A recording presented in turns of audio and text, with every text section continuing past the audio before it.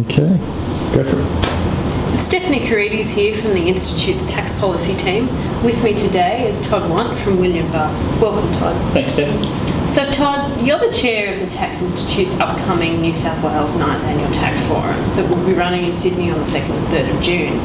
Having oversight over the entire conference, I think you're a great person to tell our members and tax practitioners a few of the reasons why they should come to this year's forum.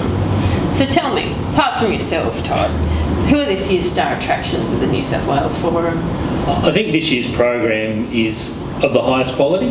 We have 42 sessions over the 2 days that have high quality speakers. But if I was asked to pick out a small number of them that I think could be considered premium sessions, you'd have to say that leading off in the SME stream with Ken Shergitt and Professor Cooper are two tremendous speakers, a lot of experience and a lot of knowledge there, and very well respected in the tax profession.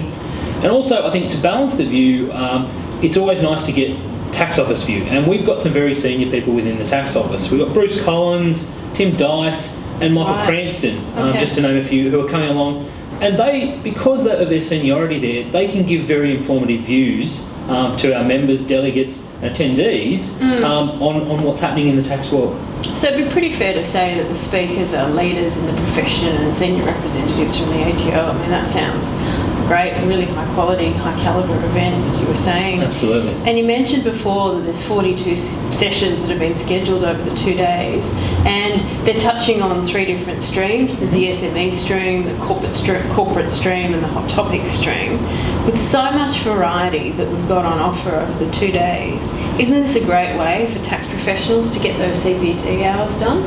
It's not just CPD hours, it goes well beyond that. And a lot of our attendees are there because of the high calibre, and they want to better their knowledge. The quality of speakers and the quality of sessions is unseen in Sydney, I think. It really is the highest of quality tax conferences. So a premier event, really? Absolutely, absolutely. Okay. So, bearing that in mind, and as I understand it, we've tried to cater for everyone, from individuals who want to get a lot of CPD done at once, through to offering employers the opportunity to send teams along or their individual team members along to come to 1 or 2 sessions each on an employer ticket.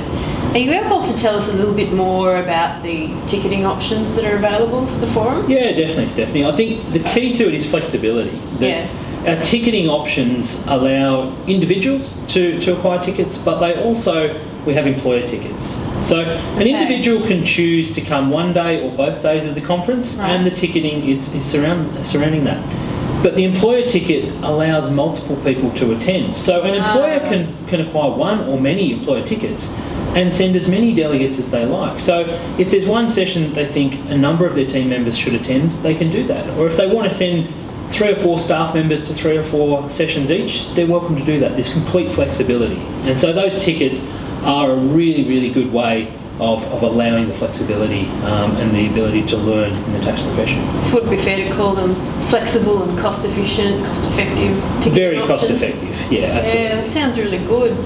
And we talked before about the high calibre speakers that are what attract people to coming to the forum, but what sort of extra value or extra benefit can delegates gain by coming along to the forum? What else does the forum offer? I think because of the quality of speakers that are there, and the fact that this event has grown over the years, it is much larger and attracts a much higher calibre of speaker than if I looked back 5 years ago even. Yeah. And that means that the networking opportunities, being able to mix with some of these speakers, because most of them are happy to hang around and chat with delegates, and they attend the rest of the conference. So you get the networking opportunities with people who are very well respected, but also with your peers, other people who are working through the same issues and problems in tax that you are, but also to challenge those views. So that's an important part, but also I think the social aspect of the forum. It's got a vibe to it, and that's growing, and that's something that I don't think you can discount as well. Sounds really good. But, you know, thinking about the high calibre speakers and all the networking and social opportunities as well, are there any sessions that are key highlights for you? I think it's very hard to choose. If I was attending all 14 time slots, to choose which of the 3 sessions in each time slot I'd want to attend.